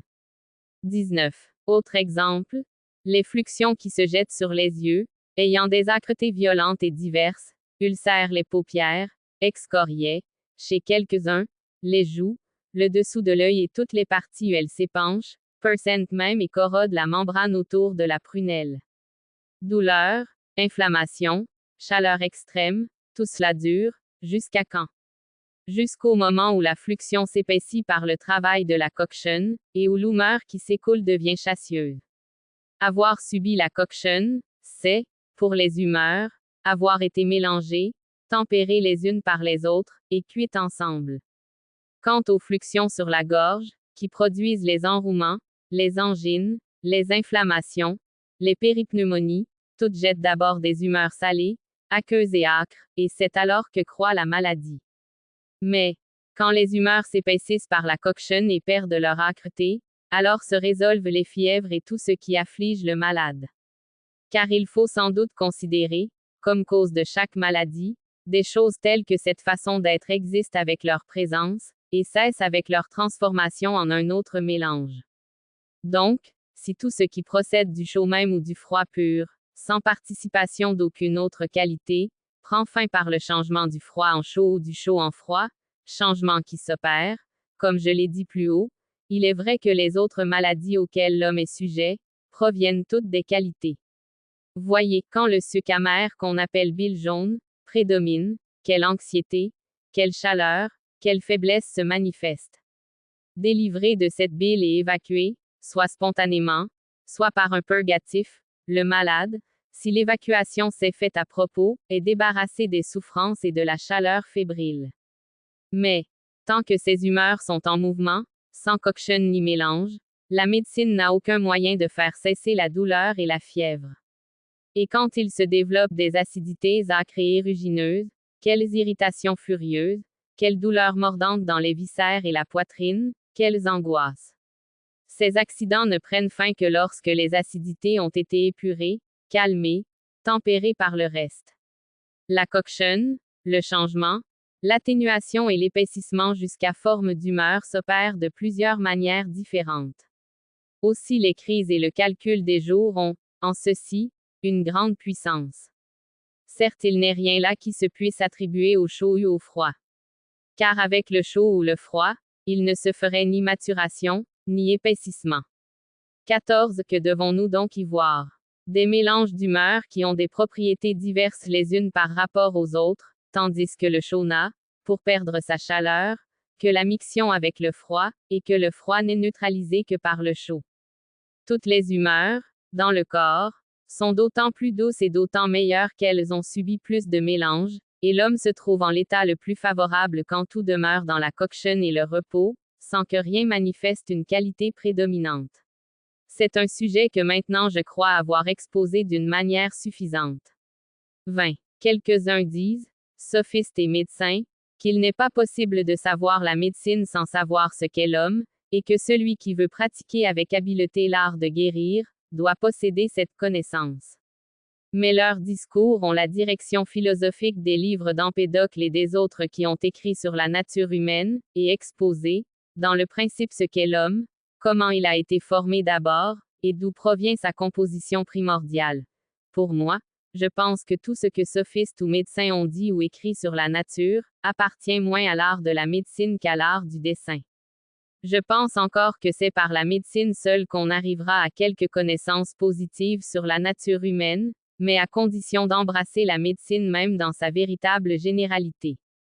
Sans cela, il me semble qu'on est bien loin de telles connaissances, je veux dire, de savoir ce qu'est l'homme, par quelle cause il subsiste, et le reste exactement.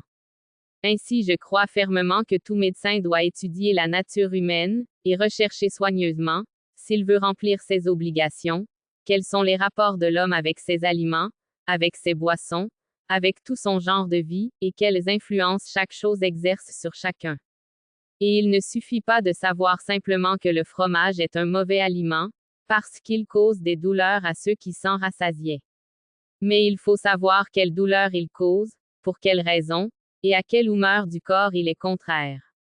Il y a en effet beaucoup d'autres aliments et boissons qui sont nuisibles à l'économie humaine, mais qui ne l'affectent pas de la même manière. Soit pour exemple le vin pur, qui, bu en grande quantité, jette l'homme dans une certaine faiblesse. On n'aura qu'à ouvrir les yeux pour connaître que la cause de cette faiblesse est dans la propriété du vin et dans le vin lui-même. Et nous savons sur quoi, dans l'économie humaine, il porte son action. Cette vérité, qui est manifeste ici, je veux qu'elle le soit aussi dans les autres cas. Le fromage, puisque je me suis déjà servi de cet exemple, ne nuit pas à tout le monde. Il est des gens qui peuvent s'en rassasier sans le moindre inconvénient, et même il fortifie merveilleusement ceux à qui il convient. Il en est, au contraire, qui ne le digèrent que difficilement. Les constitutions des uns et des autres diffèrent donc, et elles diffèrent en ceci, à savoir que l'humeur qui, dans le corps, ne compatit pas avec le fromage, est éveillée et mise en mouvement par cette substance. Les natures chez lesquelles une pareille humeur est surabondante et prédominante, doivent naturellement souffrir davantage de cet aliment, mais s'il était malfaisant pour la constitution humaine tout entière, il nuirait à tous les hommes. Donc, connaître ses propriétés diverses, ce serait savoir se préserver des maux qu'elles causent. 21. Ta delta, antézon anacomideïci tézon ecton nouson, etidecaï antéici noussoisi téici macraïci guinonte polexintaraxis, aimen apo totomatou, aidecaï apo ton prosenectenten ton taichonten. Wada de tu aietrou tous polou, ostos idiota, antaikosi peri tenemeren toten tikekenurshkot, os lousamenois, peripatezante, fageant ti iteroaon, tauta de panta beltio prosnenegmena ou de nos sessenten etien touteon tini anatitentes, tu menaision agnuntes, tu de symphoroteten, en autotaiche, afanisantes. Dei de ual, aidena iti loutron a cairo progenomenon ergacete, caiti copos. Ou des potes gar iot cacopati et toutéon, aud, terou, ou des jeux apoplerosios, ou des jeux apobromatos toiou et toiou. Hosti un tauta me eicete os ekasta eche pro ton anthropon, ut ginosken ta ginomena ap, oteon dainzete, ut creestre hortos. 22. D1 des mois doke ekaitau, aidenai, osa toi anthropoi patemata apo dynamion erchte, kaiosa apo chematen. Lego de tituto, dynamine menene ton chaimen ta sacrodeta te kaiskiz schmata de lego osa enestin en toi anthropoi. Tamen gar koila te kai exureo selstenon esti sinegmena, ta de kai ekpetamena, ta destrea te kai strongila, ta de platea kai epicremamena, ta de diatetamena, ta de macra, ta de paina, ta de mana te kai tetelota, ta de spongoidea kai area. Tutomen, LKCF, eito kai epispasastreai groteta ek tu allusomatos, potronta koila te kai ekpetamena, Eutastrea te kai strongila, euta koila te kai evstenon exureos sinegmena, dine. Amalista, oimementua tatuauta evstenon sinegmena ek koilu te kai ureos. Katamantanaim ddei ota eroten ek ton fanron. Tutomen gar, toas tomatik etcheno sigron uden anaspase promilena de kai sisteilas, pieza te tachili, etite olon prostemenos, reidios anaspase a otitelua. Tuto de, aisikiai prosbalomene exureos evstenotron estenomenai pro tuto tetekneate, pro tu elken apotev sarkos kai epispase, alla te pola toyutotropa. Ton delta, ezo tu anthropo physikai shma toi autant kisti te kai kefal, kai isteragina isi kai fanero tauta malista elke, kai pleurea estin epactu aigroteto sei. Ta de koila kai ekpetamena epiraisen men a aigroteta malista de haito panten, epispaceto delta, a out chomoio. Ta de gestrea kai strongila out. A epispaceto out, a epiraisen de haito periolista noa te gara, kai u quechua et drenef, e menoa. Ta de spongoidea te kai area, oeons plen, pleumon kai mazoi, proscatesomena malista anapiwa kai skolrinti kai osedui, aigrotetos progenomens, tauta malista. Ugar a spleni, osper en koilier en etou igron, eso te periechua ot i koili kai exalizoa. A 4, ekasten emerenal, oten pie kai dexteotos e lewaiten tu igron, takena kai area ipolrot, kai tas micrapanta, kai anti-areu te kai maltacus colros te kai painos e geneto, kai out, ek pc out, afige tauta de pache diaten fezin touche matos. Osa de fizan te kai anailmata energazante en toi somati, proseke en men toi si koiluai te kai euricoroisin, oeon koilie te kai toreki, psofon te kai patagen empoyéen. Otgar a me apoplerosei autosos te stene, al, et chez metabola te kai kinjes, anankip, oteon kai psofon kai katafaneas kinjes guinese. Osa de sarkoda te kai maltaka, en toi si toyutoisi narkai te kai pleuromata, oia en toisin apoplegesi guinete oten delta, enkerse platei te kai antikemenoa, kai pro auto antipaïse, kai fizei tuto taiche, metei chironion, ost dinastre antechestre tel bies kai meden kakon patin, mete maltakon te kai arayon, ost, ek de hastai te kai ipeise, apalon de kai tetelo kai enemon kai painon, oeon eper, diamen ten painoteta kai platteta antesteke te kai outchipeike. Fiza de epicheome nosetai te kai iskirote erginete, kai orme malista pro tu antipeon. Dia de ten apaloteta kai ten enemoteta ou dinate aneponene, kai diatota tas prophagias odinai te oxitate kai painotate pro tuto tu corion ginonte, ek paimata te kai fimata pleista. Ginete de kai hypofrenas iskiro, essen de polon diatasi men gar frenon pleti e kai antikemen, fizi de neurodester te kai iskiroter, dio essen epodina esti. Ginonte de kai peri tauta kai ponwa kai fimata. 23. Pola de kai alla kai ezo kai eso tu somato seidi chematen, Ha megala le long diaphéré prota patemata kai nauseonti kai hygiainonti, oeon képhalis micré mégalé, tracheloir les toits paché, macrois braché, coilier macré strongelé, torekos kai pleuréon platae tête stenotête, kai alla miria, radei panta et denae diaphéré, opos, ta ischia et castenaidos, orthos terouies. 24. Perry des dynamion chimon, Otéonte et castos oti dinate poyéen ton anthropon esquiftré, kai protron e irrété, kai tas saint-généas os échousi pro le loup. Lego de tout outon et glycis chimos métabalois et laloeido, me apoxin crégus, al, autos existant menos, poaos ti protos genuato, picro, almiro, strifnos, oxy, oimemen, oxy. Oara oxy chimos anepitedeios prosphoron à ton loipon malista eiper ou glycis je panten epitedeotatos. Autos, ti dinaitos eteon et hoten epitencanain, dine, a panten eclegestre et tout beltisten de esti tout prosotato tout anepitedeiu à péchon. 21. Dans les convalescences et dans les maladies qui durent longtemps, il survient des perturbations fréquentes, les unes spontanément, les autres par des choses fortuitement administrées. Si, le jour même de ces perturbations, le hasard veut qu'il y ait eu quelque innovation, par exemple, un bain, une promenade, un mets différent, toute chose qu'il vaut mieux avoir faite que n'avoir pas faite, je sais que néanmoins la plupart des médecins, comme le vulgaire, attribueront à ces choses le trouble survenu, ignorant la vraie cause et proscrivant ce qui peut-être est le plus utile. C'est une faute. Car l'on doit savoir les effets d'un bain donné mal à propos et ceux d'un exercice inopportun. Jamais le même mal n'est produit par un bain et un exercice, pas plus qu'il ne l'est par toute autre chose, par la réplétion, par tel ou tel aliment. Celui donc qui ne connaîtra pas comment chacune de ces choses se comporte à l'égard de l'homme, n'en connaîtra ni les effets ni l'usage convenable. 22. Selon moi, le médecin doit en outre sa 15 voir quelle maladie dérive des puissances et des figures. Que veux-je dire par là?